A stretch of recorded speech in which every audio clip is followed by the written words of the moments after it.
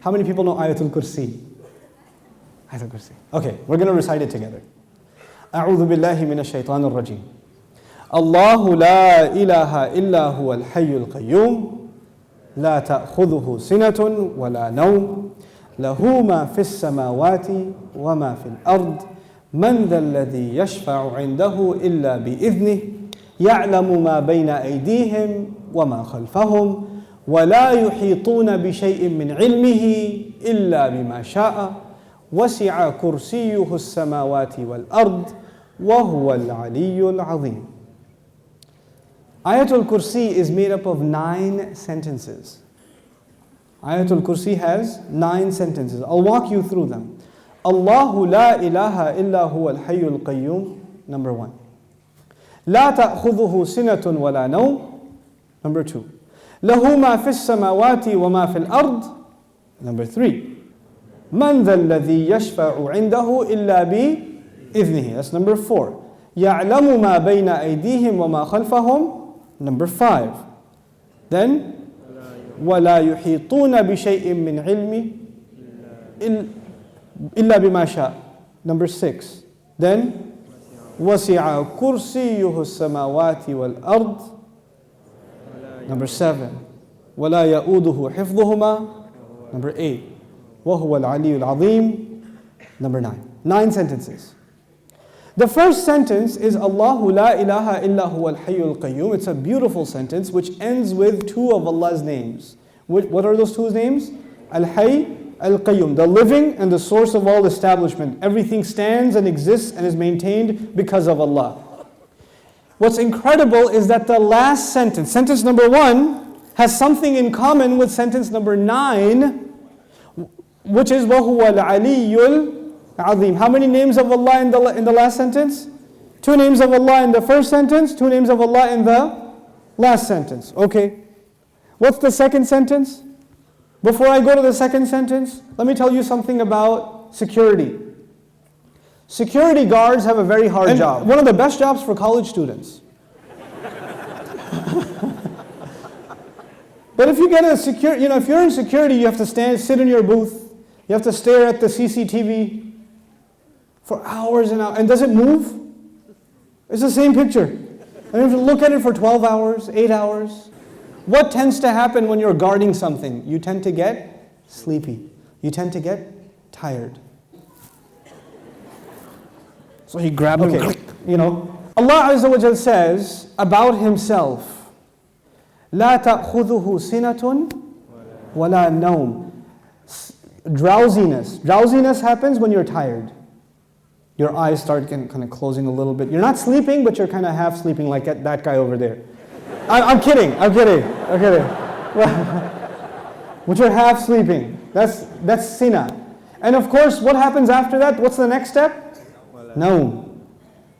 First comes sina. Sina is like, when you go to Jumu'ah, and the khatib says, إِنَّ الْحَمْدَ لِلَّهِ الَّذِي نَحْمَدُهُ نَسْتَعِينُ. Like that's sina. Okay? By the time he gets to أَيُّهَا الْإِخْوَةُ الْكِرَامِ, that's known. Okay? That's known. Okay, so you know the difference between sina and known. Drowsiness and then sleep. Okay. This is the second sentence. The second sentence is, these are things that creation has. Creation gets tired and it starts getting drowsy and eventually it falls to sleep. Or sometimes you tell yourself, no, I'm just closing my eyes, but I'm not sleeping.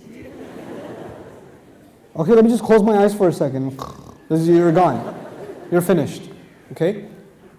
This is the second sentence about sleep, about exhaustion and sleep. Drowsiness and sleep. What was the second last sentence? وَلَا يَؤُودُهُ حِفْظُهُمَا. Guarding the skies and the earth does not exhaust Allah. When someone's exhausted, what do they get? Sina and Naum. The second sentence is actually connected to the second last sentence. لا تأخذه سنة ولا نوم ولا يؤوده حفظهما. He says, له ما في السماوات وما في الأرض. He owns whatever is in the sky and the earth. Now before I tell you further, you need to understand the difference between 2 words, 2 names of Allah, Malik and Malik. 2 names of Allah, Malik and Malik. I hope I can explain this difference to you because it'll make you appreciate these ayat like nothing else. Malik is an owner. Malik is an owner. Malik, I already told you today, what is Malik? King. Is there a difference between a king and an owner? Yes. You are the owner of your pen, but you do not say, I am the royal sovereign of this ink pen. You don't do that. That doesn't make a lot of sense. You understand? Owners can be of small things. You can own a car, you can own a computer, you can own a phone, but you're not going to be the king of it. Kingdom is used for big things. Here's another problem. Ownership is about property.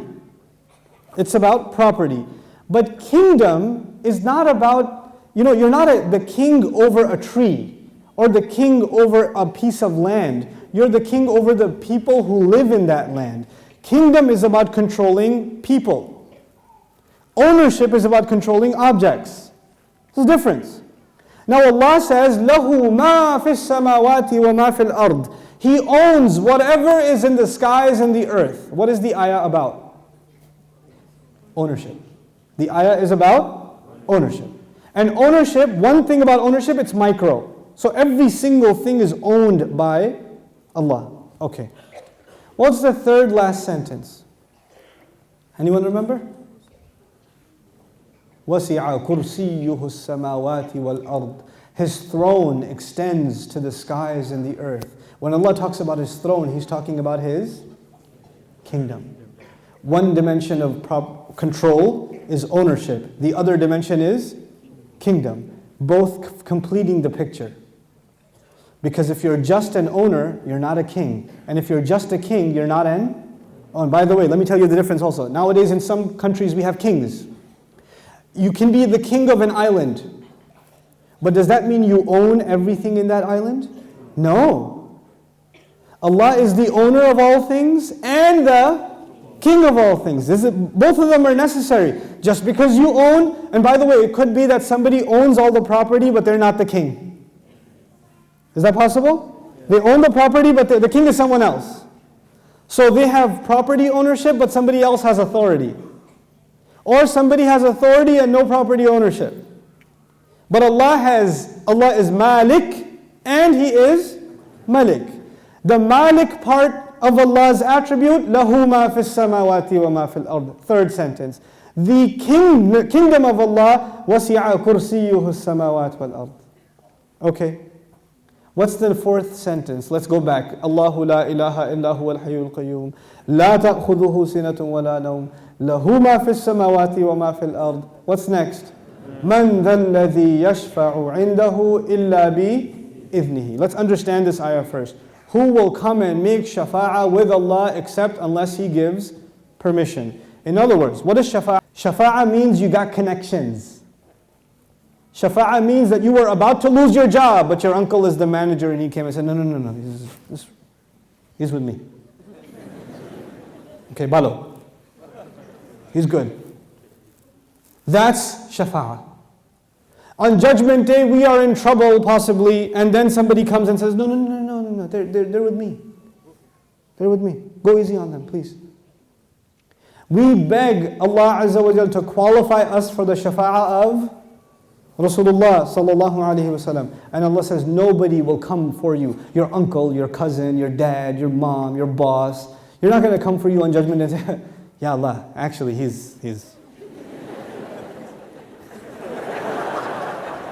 not going to happen on that day. We're good.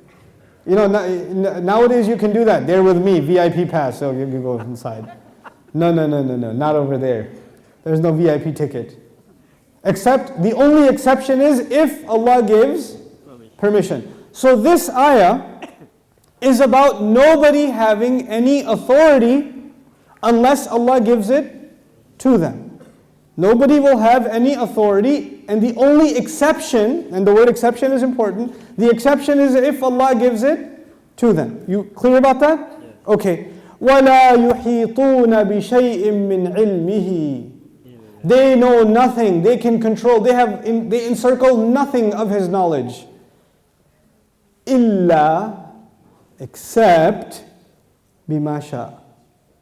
The fourth sentence and the sixth sentence are both about a statement about Allah and the only exception. The statement was, nobody has authority to make a case except whoever Allah gives permission. They have no knowledge except whoever He wants to give knowledge to. Otherwise they know nothing. وَلَا يُحِيطُونَ بِشَيْءٍ مِّنْ عِلْمِهِ إِلَّا بِمَا شَاءَ. The fourth and the sixth sentence are correlated. The first and the ninth, the second and the eighth, the third and the seventh, the fourth and the sixth. What's left? Middle sentence? Yes. He says, يَعْلَمُ مَا بَيْنَ أَيْدِيهِمْ وَمَا خَلْفَهُمْ. Oh my God, He says He knows what is ahead of them and what is behind them. And He knew what is coming ahead in the ayah and what was behind in the ayah. He put in the middle of it is, I know what's ahead and I know what's behind. Who speaks like that? Who speaks like that? SubhanAllah. The way in which Allah talks, the way in which Allah delivered this speech. And I want you to be cognizant of a fact. The fact is, we now read the Quran as a book. We read it as a text. We say sentence number 1, 2, 3, 4, 5, 6, 7, 8, 9. Did the Sahaba do that? Did the Rasul himself, sallallahu alayhi wasallam, says, look at sentence number 1 and sentence number 9 and 2 and 8 and 3 and 7? No, because he was just what? Speaking. He was speaking the Quran. We are able to see these things when they're put in writing. The Quran was so perfect when it was being given in speech. And which has more possibility of mistake? When you write something or when you say something? Oh man, when you say something, it's hard to take it back. Especially if it's on YouTube. That's hard. But if you're writing a nasty email, then you can, before you hit send, erase that and just say Eid Mubarak and then send it. You have a chance to take it back. But when you're saying something, it's done. There's no room to edit. There's no room to fix. Allah Azza wa Jal revealed this Quran not in writing. He revealed it in speech. He revealed it in speech. You know, I've sat with linguists, non-Muslim linguists, and I've shared some of these things with them. And they refuse to believe that the Quran is spoken. They refuse to believe it. They say it has to be written. It can't be spoken. I was like, you're right, it is written, just not in this world. It is written. You know, it's fi lawh al-mahfuz. It is written. But it was given to Rasulullah as speech. So it would become very clear to anybody who listens, this cannot be from a human being. الله لا إله إلا هو الحي القيوم لا تأخذه سنة ولا نوم له ما في السماوات وما في الأرض من ذا الذي يشفع عنده إلا بإذنه يعلم ما بين أيديهم وما خلفهم ولا يحيطون بشيء من علمه إلا بما شاء وسع كرسيه السماوات والأرض ولا يؤوده حفظهما وهو العلي العظيم